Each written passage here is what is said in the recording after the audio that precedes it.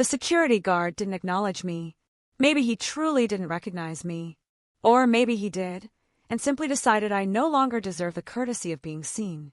I stood there, surrounded by the glossy hush of Ridge View Central Bank's polished marble floors. A slim plastic folder rested under my arm, and I tried to ignore the sharp bursts of laughter drifting down from the office upstairs.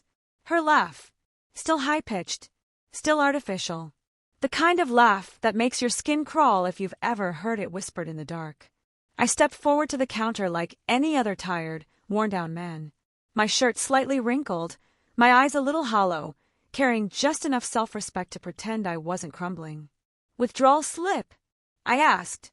The teller, a young guy, soft hands, forced smile, glanced up. "Name?" I gave it.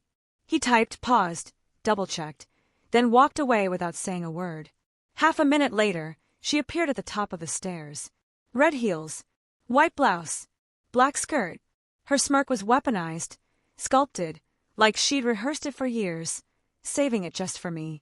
"We don't assist beggars here," she called out loudly enough for the lobby to hear. Then she spun around, ready to walk away. I didn't respond. Not right away.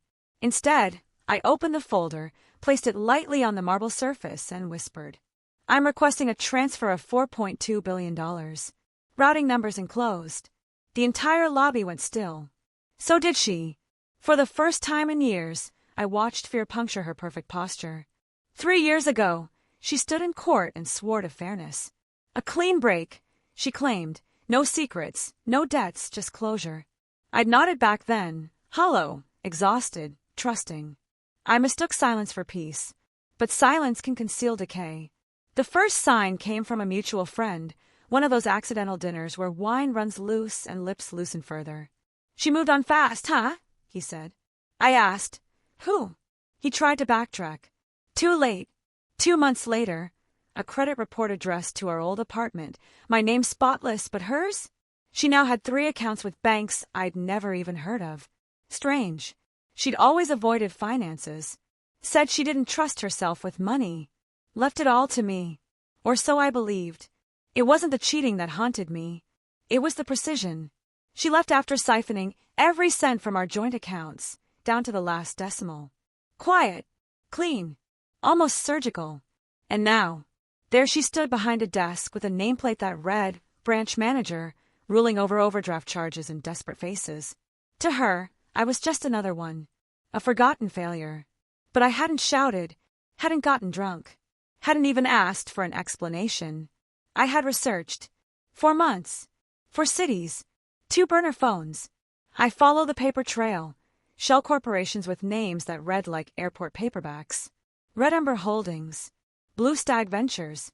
Each one under her command. Each built during our marriage. None disclosed during the divorce. It wasn't just theft. It was betrayal, carefully wrapped in silence. Her passwords were easy, always some dead poet's name. Sylvia PLA 87. Frost leaves fall. Cracking the vault was simple. Inside, I found every transfer, every forged signature, every timestamp. She hadn't just taken from me, she'd erased me. Rewritten our story to build her empire. Then came the offshore trust. Jointly owned. Still active. My name untouched. $4.2 billion. She hadn't just stolen from me.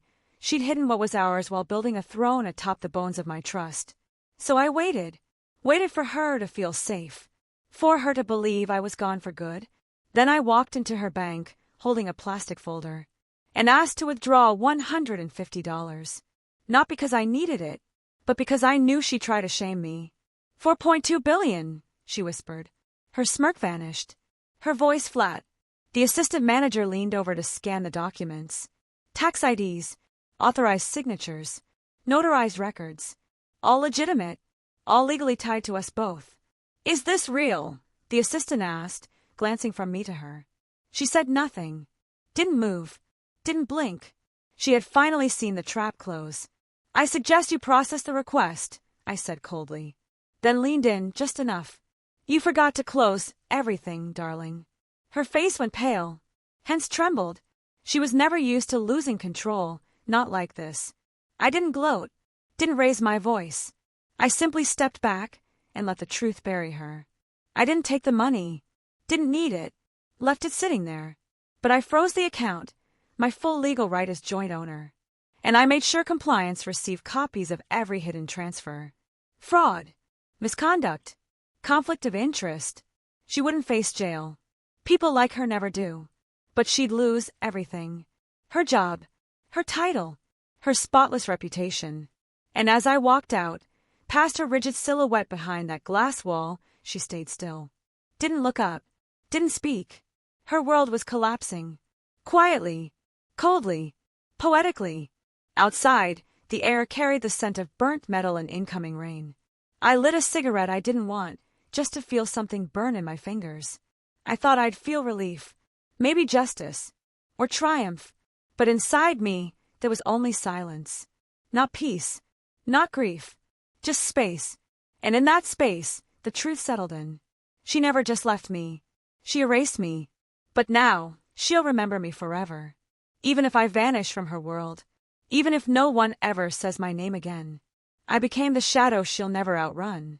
Final balance, emotionally settled,